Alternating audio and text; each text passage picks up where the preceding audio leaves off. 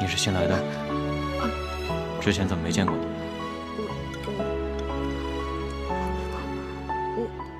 我是医徒杜宾。就是沙平威经常跟我提起那个杜宾。正是。怎么长得像个姑娘？哦，将军，您伤还没好，快坐呀！快请坐。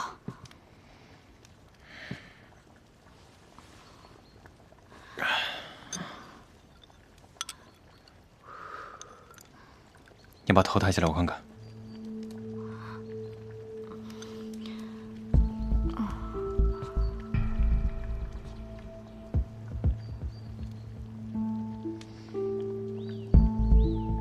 我是不是见过你啊？是吗？哦，是的。在哪儿？就是那天，您忘了？您得胜回营，我跟着营里的弟兄们去广场上欢迎您。那个时候您在马上，我在马下，您好像还跟我点头示意呢。啊，将军，您该喝药了。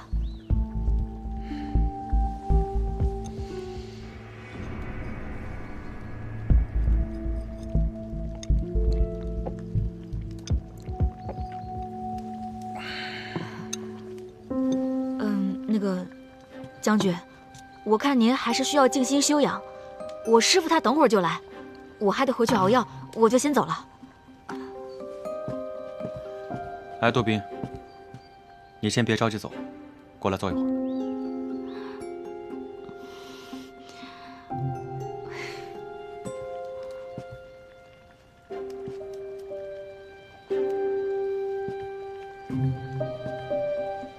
坐吧。将军，我就不做了。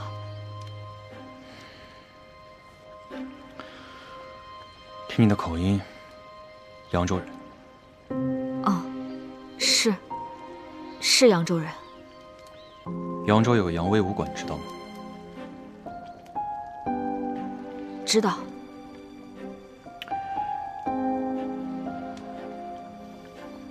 扬威武馆嫁女儿的事，你听说过吗？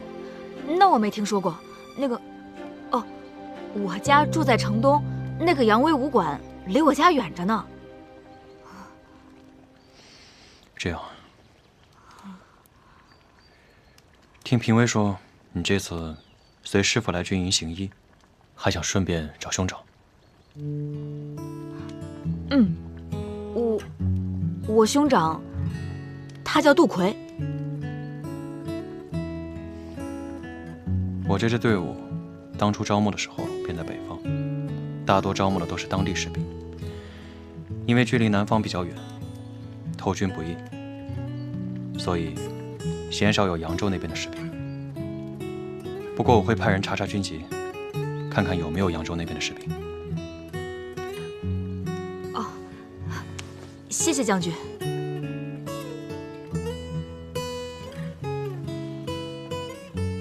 杜宾，是听谁说的要来荆州找你兄长？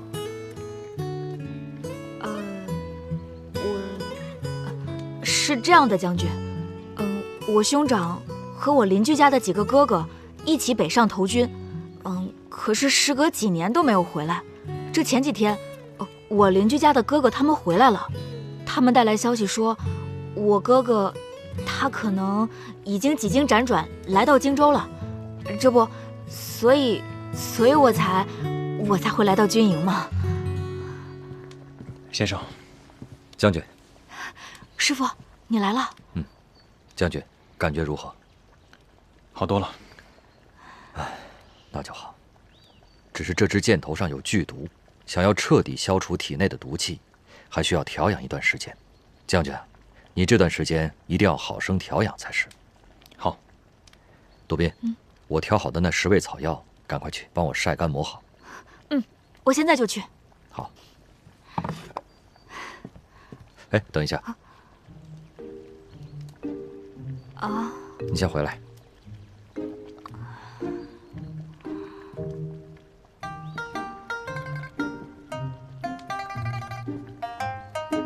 将军，这箭伤调养之事，容不得马虎。我看你这大帐之内，连个士兵都没有，不如这样，我把杜宾留下来照顾你，你看如何？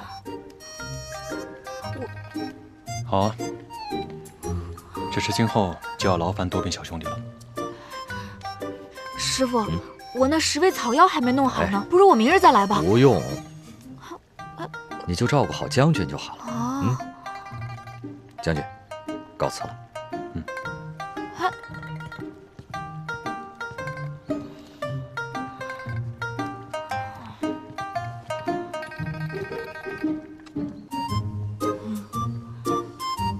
要糊了。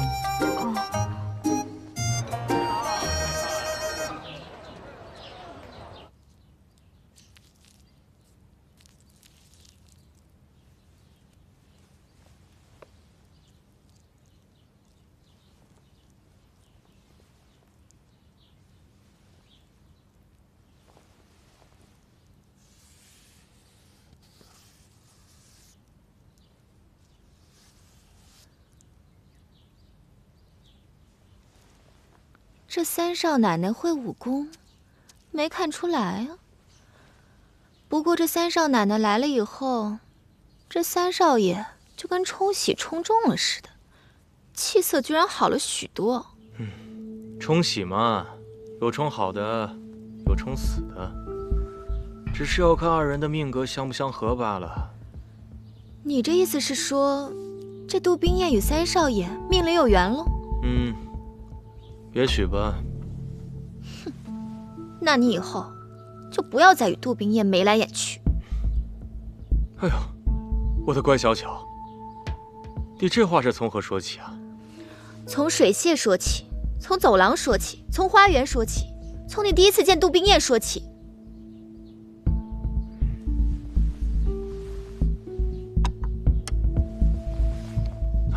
小巧啊，你呀，你可真是眼观六路，耳听八方啊，可就是心眼太小了。倘若这个毛病不改，那你日后如何做齐府的女主人啊？其实我也不想当什么女主人，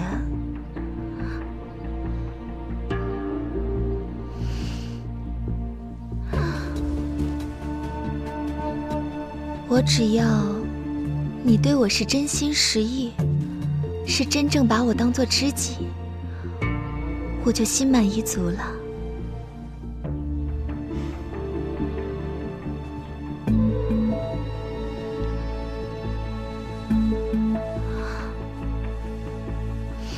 你把话题扯远了。你这日日上楼送药，你可有发现三少爷和三少奶奶之间合得来吗？有什么不合的？这两人日日在屋里打情骂俏，嘻嘻哈哈的。我实话告诉你，我与三少奶奶攀谈，实则就是为了探探她。你探她做什么？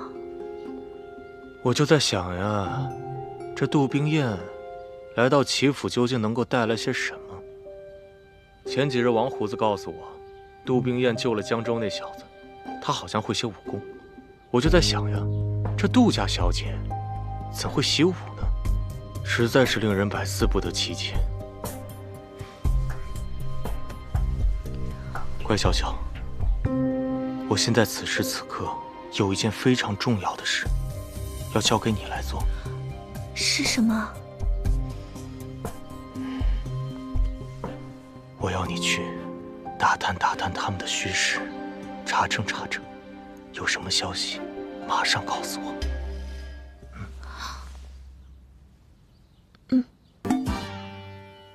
你帮我想想办法呀。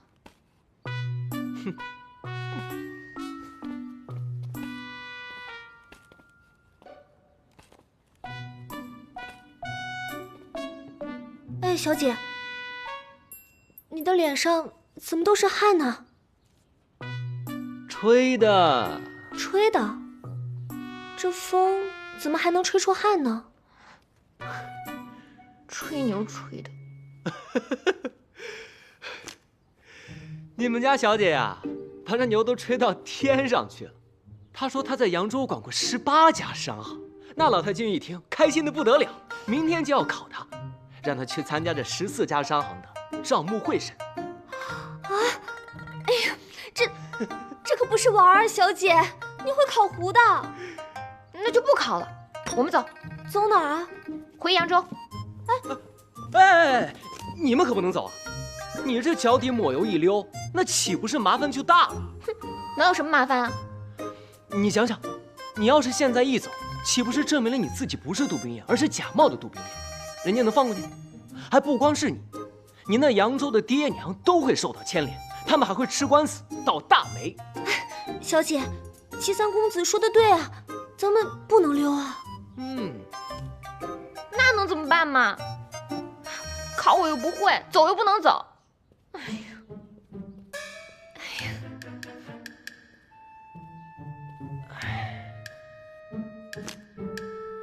这要我说呢，就考。考？我对算账一窍不通。你不通，我帮你通不就行了吗？我自小在武馆长大，对做生意根本不感兴趣。我也不是那种爱钻钱眼的人。这话说得好啊！知我者，侠义人是扬州李玉湖李小姐是也。不过这句话可不能明天说，明天得换一个说法。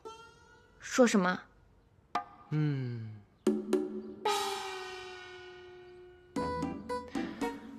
小喜，你的肚子里边是不是装了些许扬州歌谣啊？其中有没有讲做生意的？我想想，哎，有了。买卖不算账，生意呀难兴旺。啊，对对对，就这样的，继续说。不怕不赚钱，就怕货不全。继续。见人三分笑，客人跑不掉。再来。算盘打得精，马褂改背新。不怕生意小，就怕客人少。账算3遍清，任你。就到这儿，打住。可我还有好多呢。小喜啊，你是个聪明的姑娘，歌也背得妙，字也写得好，所以呢，我安排你2件事。第一件事就是把你刚才背的用纸和笔全都写下来。第2件事就是为我和小姐准备夜宵，今晚我们要打通宵。是，我马上去。都不让人睡觉的吗？谁让你平时不用功，逍遥自在的？这就叫平时不烧香，临时抱佛脚。哼，哎呀，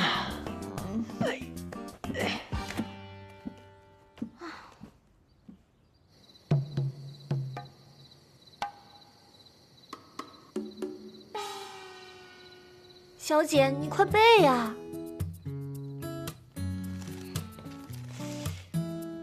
买卖不算账，生意难兴旺。不怕不赚钱，不……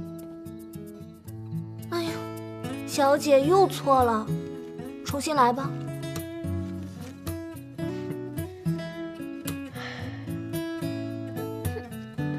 买卖不算账，生意难兴旺。不怕不赚钱，就怕货不全。见人三分笑，客人躲不掉。做商变行商，财源达三江。哎呀，对了对了，这次全都对了，一句都没错。小喜，你已经办好了2件事情，我再交给你1件。你去外面找个暗处藏起来，看看有没有人偷听。哎，我这就去。你看，我都会背了，这次能顺利过关了吧？还不能过关，你还得再背几首才行。那你赶紧教我呀！不着急，我先教你点其他的。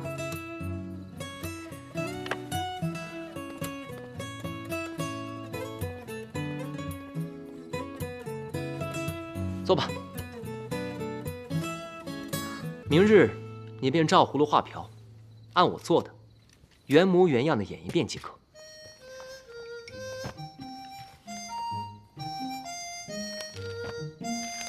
这查账本一定要样样查对，口中轻念项目目录，达到心口合一，手眼合一。哎呀，我会，没吃过猪肉，还没见过猪跑吗？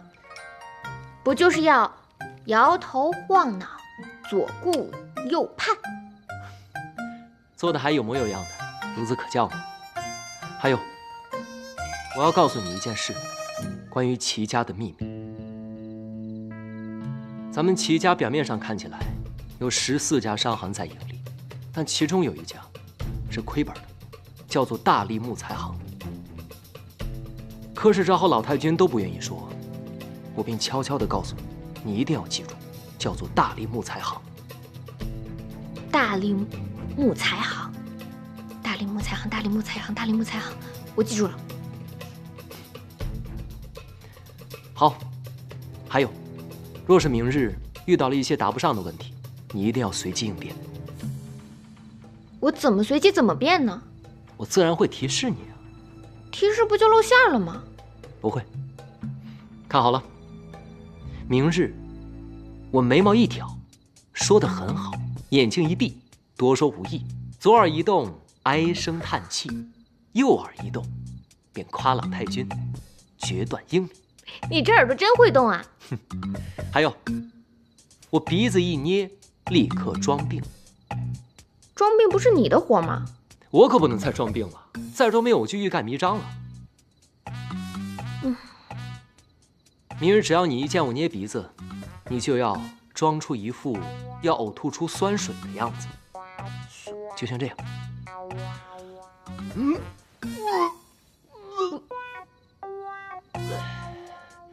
你这是喝多了吧？你又吞进去了。那你来试试。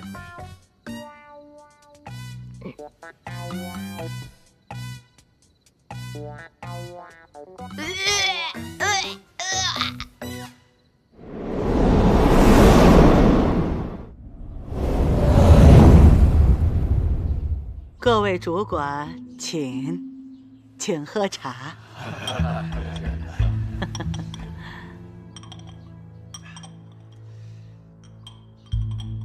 小姐，放轻松，别紧张。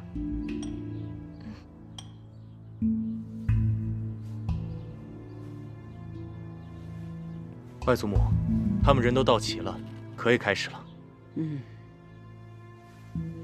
各位主管，今天我要给你们介绍一个人，她是我的孙媳妇，杜冰燕。她娘家在扬州是有名的大商户，16岁她就开始管理商行。今天特意带她到这儿来跟大家见个面，致个礼。冰燕，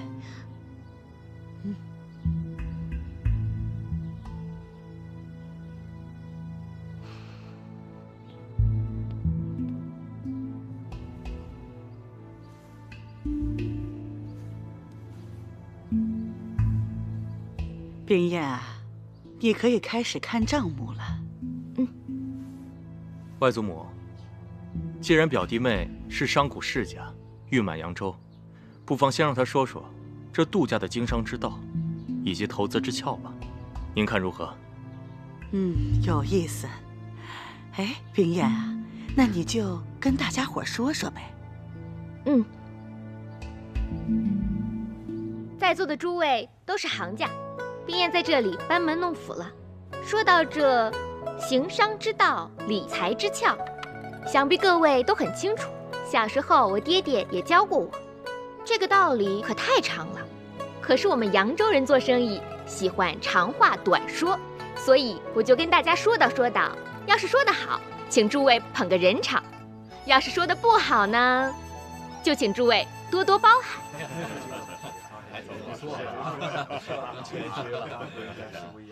说到做生意，这买卖不算账，生意难兴旺。不怕不赚钱，就怕货不全。见人三分笑，这客人啊跑不掉。做商变行商，财源达三江。好，果然是出口成章，是才女。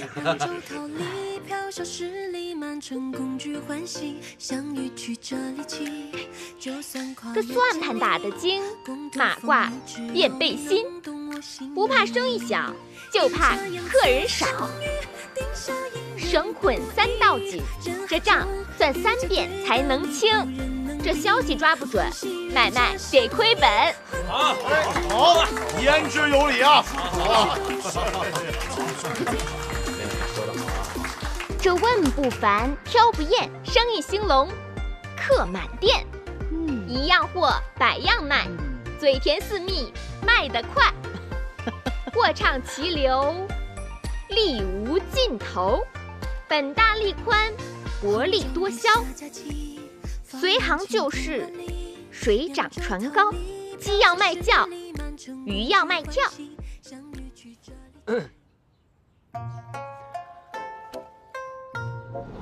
眼睛一闭，多说。我不能再说了。为什么不能再说了？奶奶，我要是再说的话，就成老太太的裹脚布一样，又臭又长了。这孩子心直口快，说话也不会遮拦。好了，表弟妹，这些是我们齐家14家商行的账目，还请你过目。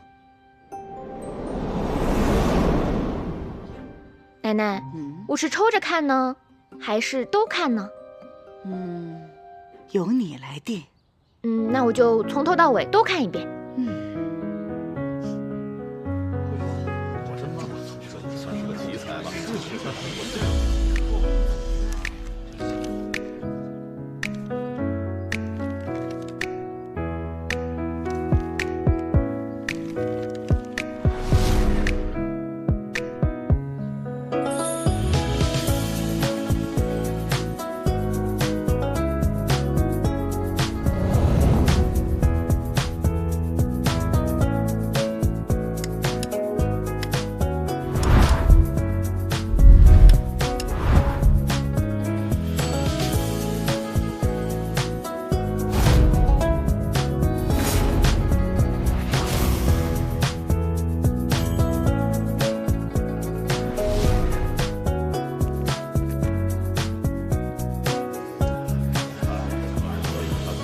奶奶，这些账做的都挺好的，就只是有一家动了歪心思，有些弄虚作假。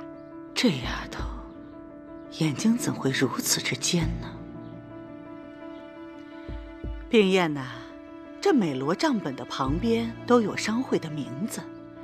你刚才说的弄虚作假、动歪心思的，是哪一家商行啊？那就是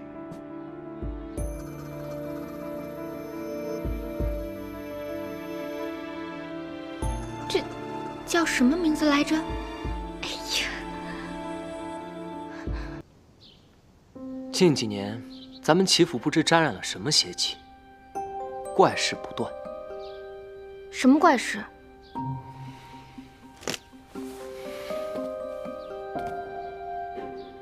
先是我那老实木讷的大哥齐天祥，精神一天比一天萎靡，原本健健康康的一个人，忽然之间就再也叫不醒了，就这么离奇的死掉了。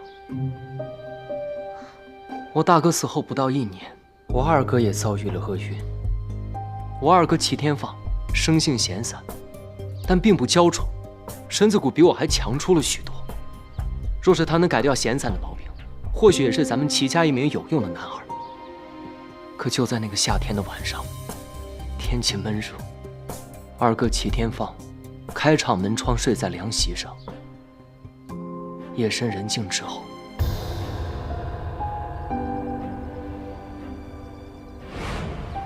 我二哥便中了蛇毒，不治身亡。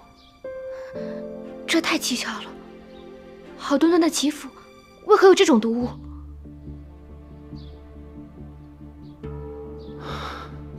那个时候，由于我大哥二哥相继离世，齐府上下都流传着一个传闻，说齐三公子活不过25岁。那时的我被吓得心惊肉跳，寝食难安，我便病上加病。再后来，后来怎样了？万念俱灰，我就觉得自己是一个被困在金笼子里面的病鸟。我便找了一天，甩掉了所有的丫鬟和仆人，一个人逃到了城池外的荒郊野岭。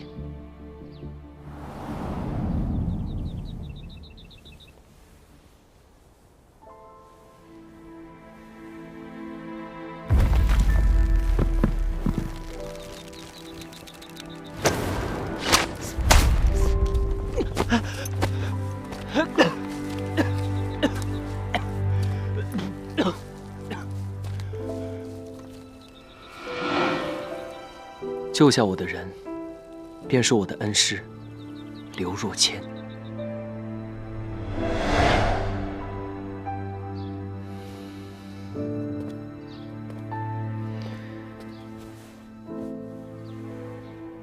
师傅将我带回了齐府，带到了奶奶面前，说我还有救。奶奶便将他留到了齐府，他便成了我的师傅，还传授了我一身武功。这么说起来，你还真是不容易。想起以往，恍如隔世。恩师就是我的再生父母。你这从有病到无病，我是听明白了。可是从无病到装病，其中缘由你还没告诉我呢。恩师来了府中半年，对咱们齐府的情况洞若观火。他告诉我，钱财对于穷苦人家来说，那是救命生存的根本，可对于咱们齐府，那是催命的毒药。别看这亭台楼阁、碉楼玉柱，这齐府里面的人早已变身豺狼，杀心四起。师傅还告诉我，要我韬光养晦，装出一副大病未愈、时好时坏的样子，方可让豺狼掉以轻心。那你就不能求求你师傅帮忙，将豺狼绳之以法吗？冰冻千尺，非一日之寒。此人在齐府隐藏极深，若想抓住他的把柄，还需等待时日。我看你们这齐府，根本就没什么好待的。那你是想回扬州去了？你们齐府就是泥塑的金刚，外头看着亮，里头黑得很。我李玉湖迟早要回去的。那你是想把杜冰燕给换回来？那更不可能了。冰燕姐姐就是个文弱女子，又不像我一身武艺，什么都不怕。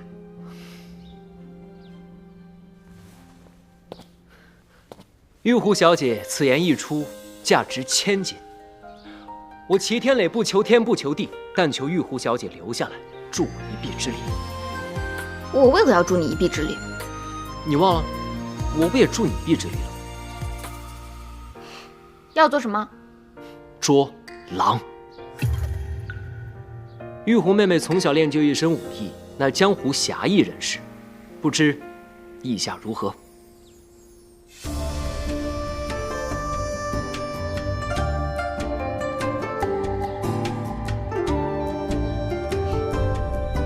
本小姐答应你。